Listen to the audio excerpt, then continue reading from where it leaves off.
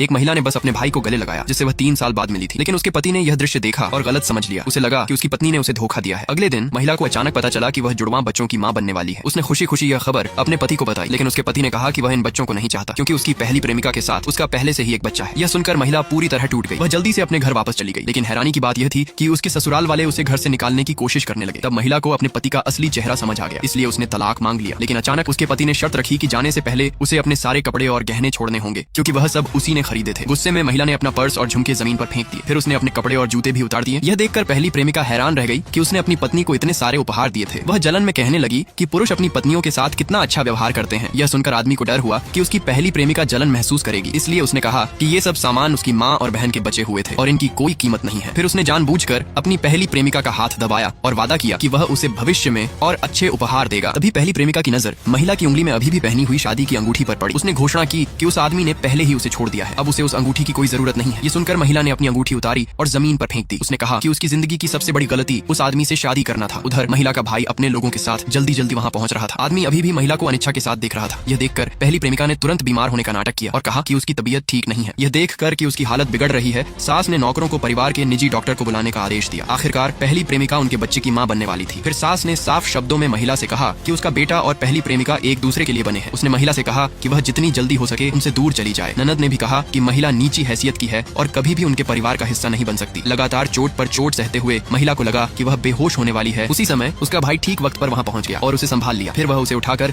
उस आदमी के घर से ले गया। आदमी उनके पीछे भागा और उसने देखा कि गाड़ी का नंबर 999999 था। उसने अपने सहायक को उस नंबर प्लेट के मालिक के बारे में जांच करने का आदेश दिया। जांच में पता चला कि उस मालिक की जानकारी गोपनीय है और उसका पता नहीं लगाया जा सकता। ननद और पहली प्रेमिका दोनों ने सोचा कि महिला को कोई अमीर प्रेमी मिल गया है, तभी तो वह इतनी जल्दी तलाक लेना चाहती थी। उन्हें बिल्कुल भी पता नहीं था कि वह आदमी दरअसल दुनिया के सबसे अमीर आदमी की बेटी थी। उसके पिता को उन सालों के दुख का गहरा अफसोस था जो उसने सहा था। खुशकिस्मती से अब जब उसका उस आदमी से तलाक हो गया था, वह फिर से उसी तरह जी सकती थी जैसे वह पैदा हुई थी, एक वारिस के रूप में। उसे घर वापस लाने के लिए उसके पिता ने उसके दोनों भाइयों को उसके लिए जन्मदिन की दावत तैयार करने का आदेश दिया। सबके सामने वे उसकी असली पहचान की घोषणा करने वाले थे। उसके भाइयों ने कोई खर्च नहीं छोड़ा और इस जश्न के लिए पूरा का पूरा एक यॉट किराए पर ले लिया। उन्होंने $10 मिलियन के पटाखे भी छोड़े। वह आदमी और उसका परिवार भी इस जन्मदिन की पार्टी में शामिल होने आए। उनका मकसद उसके परिवार को खुश करना था। आसमान में सुंदर आतिशबाजी देखते हुए उस आदमी को अचानक याद आया कि आज उसकी पत्नी का जन्मदिन भी है। जहाँ बाकी लोग उस वारिस से जल रहे थे, वहीं वह महिला यॉट पर सवार होकर उनकी ओर आ रही थी।